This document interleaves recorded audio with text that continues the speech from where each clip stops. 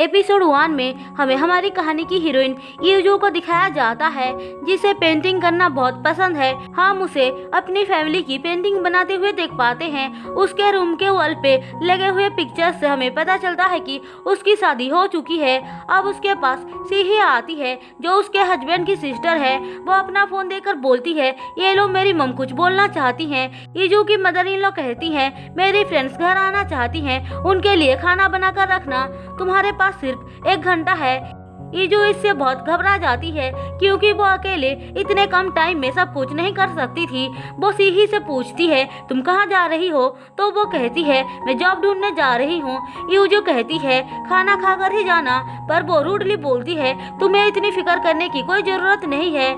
अब बेचारी यूजू सारा काम अकेली करती है, जिस वजह से खाना भी सही से नहीं बन पाता है। उसकी मदर इन लॉ कहती हैं, अगर बनाना नहीं आता तो बाहर से मंगवा लेती। यूजू उनसे माफी मांगती है और कुछ पैसे भी देती है, जो लेने से पहले तो वो मना कर रही थी पर बाद में रख लेती है। फिर वो कहती है, तुम अपने डैड से कहकर सीहोक के लिए उनकी कंपनी में जॉब क्यों नहीं दिलवाती? सीहोक यूजू के हस्बैंड का नाम होता है।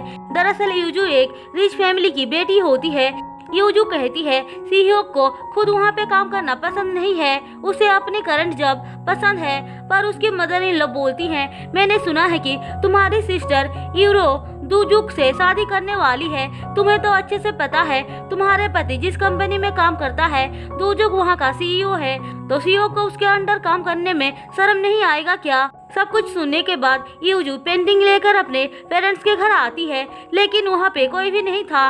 वो कंपनी के मैनेजर किम को फोन करके पूछती है, सारे लोग कहाँ पर हैं? वो बताता है कि सब लोग वीआईपी पार्टी पे हैं। क्या मैं तुम्हें लेने घर आ जाऊं?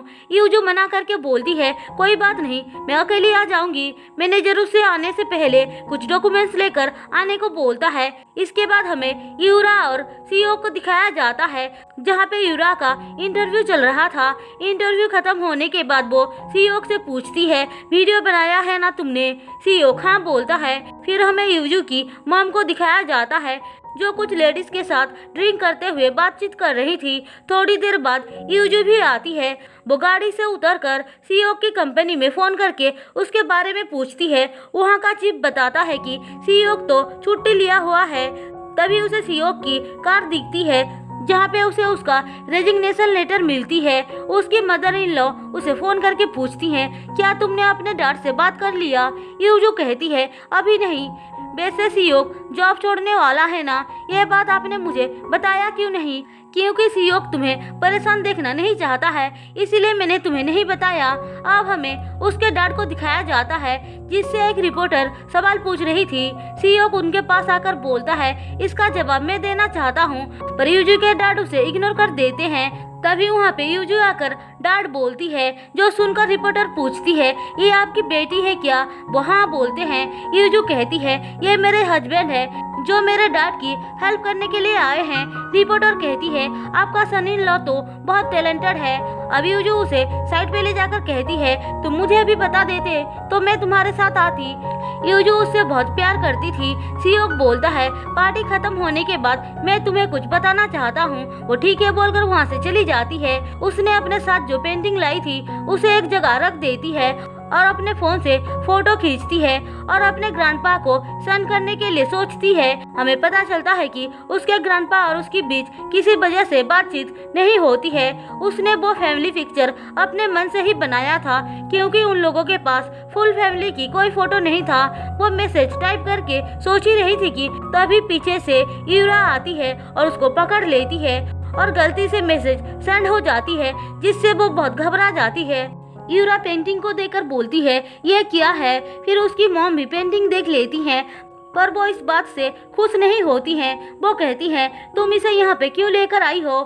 तुम लोगों के सामने मेरा मजाक बनाना चाहती हो क्या? यूजू बोलती है, ऐसा नहीं है मॉम, हमारे पास एक प्रॉपर फैमिली फोटो नहीं है, इसीलिए मैंने इसे बनाया है। पर उसकी मॉम उसे बातें सुनाने लग जाती हैं, जिससे वो सैड हो जाती है। उसकी मॉम को देखकर ऐसा लग रहा था कि वो यूजू को पसंद नहीं करती हैं। तभी वहाँ पे कुछ लेडीज आ जाती हैं, जो पेंटिंग को देखकर बहुत तारीफ करती हैं। यूरा कहती है, ये मेरी सिस्टर ने बनाया है। वो लोग बोलती हैं, तुमने कभी भी बताया नहीं कि तुम्हारी बड़ी बेटी इतनी टैलेंटेड है। फिर उस पेंटिंग को वहाँ के वॉल पे टांग दिया जाता है। अब यूजू की मॉम उसके थोड़ा बहुत तारीफ करती हैं, जिससे वो खुश हो जाती है। यूजू देखती है पेंटिंग के साइड पे कुछ दाग लग गया है, जिसे वो साफ करने की ट्राई करती है। तभी वहाँ पे हमारी कहानी का हीरो दोजुक आता है। यूजू उसे देखकर डर जाती है, क्योंकि वो अपनी थूक से साफ करने जा रही थी। दोजुक उस दाग को साफ करने के लिए उसे कुछ देता है और कहता है ये पेंटिंग फेक है। वो इसीलिए ऐसा बोल रहा था क्योंकि उसे पता था कि उनके पास कोई भी प्रॉपर फैमिली फोटो नहीं है। अब वहाँ पे यूरा और सियोक भी आ जाते हैं। यूरा उन दोनों के सामने यूजू की बहुत तारीफ करती है। सियोक कहता है अब बस भी करो। यूरा बोलती है तुम्हें तो अपनी वाइफ के लिए खुश होना चाहिए। मुझे तो डाउट है कि तुम मुझसे प्यार करते भी हो या नहीं। वो सुनकर यूजू प्यार के बारे में लेक्चर देते हुए बोलती है सिर्फ आई लव यू बोलने से ही प्यार नहीं होता है, अपने वर्ड्स और एक्शन से भी हम लव को एक्सप्रेस कर सकते हैं। दोजो को उसकी बातें सुनकर हंसी आ जाती है। अब यूरा सियोक के पास जाकर उसे पकड़ लेती है और बोलती है हम दोनों की जोड़ी बहुत अच्छी है ना। यूजू नोटिस करती है सियोक उसकी बातें सुनकर खुश हो रहा है, इसीलिए वो हाथ धोने का बहाना बनाकर वॉशरूम में चली जाती है और सोचने लगती है। वो जब बाहर आती है तो दोजुक से टकरा जाती है। वो जल्दी जल्दी में कहीं जा रहा था। यूजू के पूछने से वो बताता है कि उसकी ग्रैंडमा की तबीयत ठीक नहीं है। यूजू बोलती है तो फिर तुम्हें यूरा को भी अपने साथ लेकर जाना चाहिए, आखिरकार वो तुम्हारी फैमिली का हिस्सा जो बनने वाली है। फिर वो उसे सीईओ को जॉब देने के लिए थैंक्स बोलती है। दोजुक बोलता है तुम उसके बदले थैंक्स क्यों बोल रही हो, क्योंकि वो मेरी फैमिली है। क्या तुम्हें सच में दिखाई नहीं दे रहा है या फिर तुम जानबूझकर प्रिटेंड कर रही हो? तुम ये सब क्या बोल रहे हो? दोजुक उसका हाथ पकड़कर बोलता है सच में कुछ भी नहीं पता है क्या तुम्हें?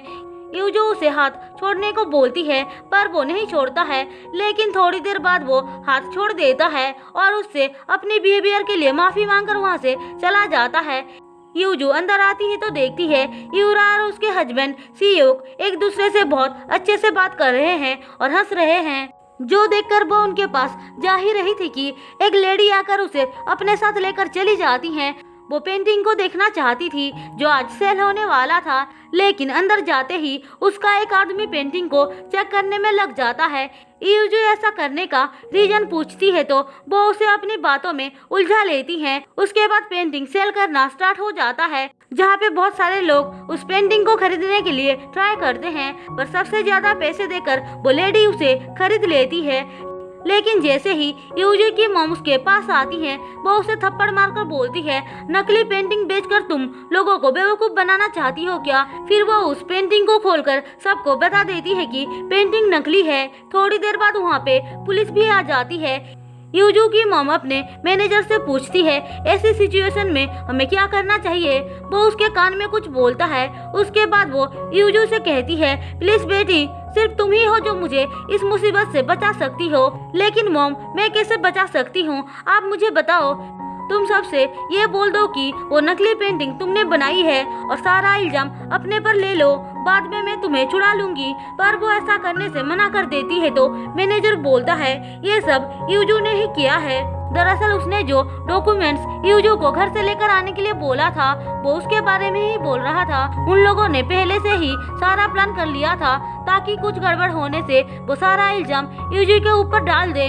दूसरी तरफ उसका हस्बैंड उसे छोड़कर यूरा को संभाल रहा था, जो इस बात से बहुत ज्यादा परेशान हो जाती है। सियोक बोलता है तुम रोना बंद करो नहीं तो मैं भी रो दूंगा।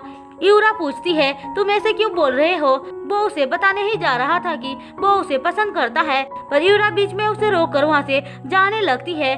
लेकिन तभी वो बोलता है मैंने यूजू से इसीलिए शादी किया ताकि मैं तुम्हारे करीब रह सकूं। वैसे भी मैं यूजू को छोड़ने वाला हूँ, मैं तुम्हारे साथ रहना चाहता हूँ। यूरा बोलती है मैं जानती थी कि तुम मुझे पसंद करते हो, लेकिन मेरी सिस्टर स्टूपिड है जो उसे इस बारे में पता नहीं चला। लेकिन शायद तुम अपनी औकात भूल रहे हो मेरी सिस्टर की तरह। यहाँ हमें पता चलता है कि बेचारे यूजू को कोई भी पसंद नहीं करता है। उन दोनों की सारी बातें यूजू सुन लेती है।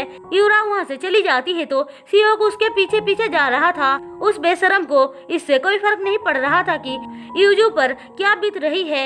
यूजू उसे रोककर पूछती है तुमने मेरे साथ ऐसा क्यों किया? वो कहता है मैं आज तुम्हें सब कुछ बताने ही वाला था।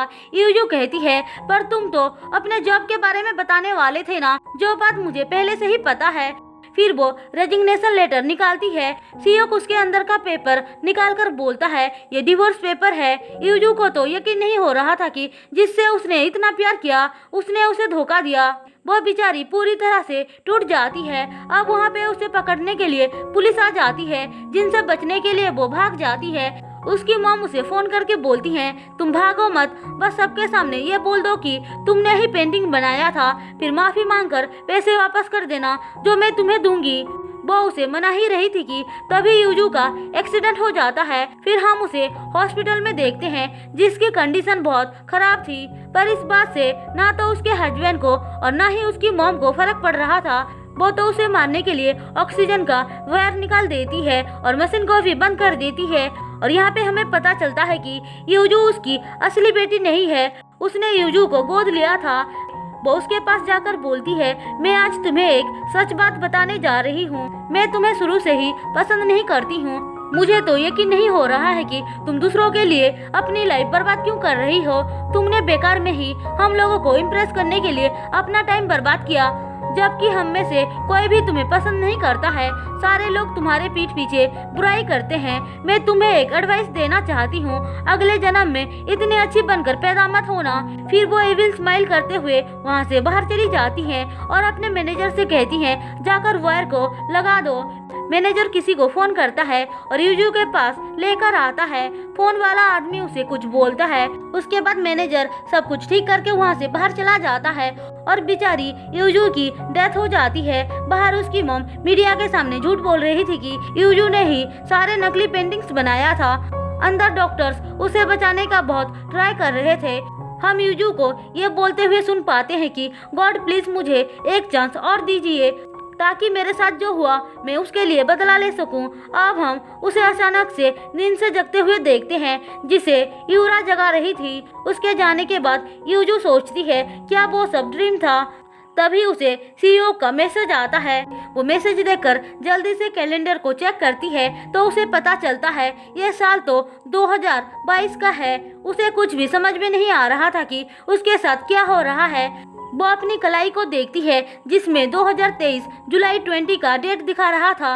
अब वो वेडिंग ड्रेस खरीदने के लिए जाती है, जहाँ पे उसे याद आती है कि उसके साथ पहले भी ये सब हो चुका है। उसके हाथ पे कट लगना, एम्प्लॉय की तारीफ करना, वो समझ जाती है कि वो एक साल पीछे चली आई है। वो एम्प्लॉय से पूछती है कि आज से पहले किसी ने भी यहाँ पे अपनी शादी तोड़ा है। वो लोग नहीं बोलते हैं। यूजू कहती है तो मैं पहली होंगी। फिर वो सीईओ के पास आकर उससे पेन लेती है और उसकी हेल्प से अपनी वेडिंग गाउन को फाड़ देती है। फिर वो फ्लावर्स को सीईओ के सर के ऊपर डालकर बोलती है ये मेरी तरफ से ब्रेकअप गिफ्ट है। हम देखते हैं उसका एटीट्यूड अब पूरी तरह से बदल चुका है। उसे अपनी मॉम की कही हुई बातें याद आती है कि उसे अगले जन्म में अच्छी बनना नहीं है। वो सीईओ से ब्रेकअप करके जा रही थी। सीईओ उसे रोककर बोलता है तुम्हें हो क्या गया है, तुम ऐसी बिहेव क्यों कर रही हो, क्या तुम मुझ पे गुस्सा हो। यूजू बोलती है मेरे पास तुम पर टाइम बर्बाद करने के लिए टाइम नहीं है। वैसे भी मैं अभी सबको बताने जा रही हूँ कि हम दोनों की शादी अब नहीं होने वाली है, खास करके यूरा को जिससे तुम प्यार करते हो। सीईओ उसकी बातें सुनकर शॉक्ड हो जाता है, जिसे देखकर यूजू स्माइल करती है और इसी के साथ एपिसोड 1 खत्म होता है। दोस्तों अगर आपको मेरी एक्सप्लेनेशन पसंद आई हो तो चैनल को सब्सक्राइब और वीडियो को लाइक जरूर कर देना।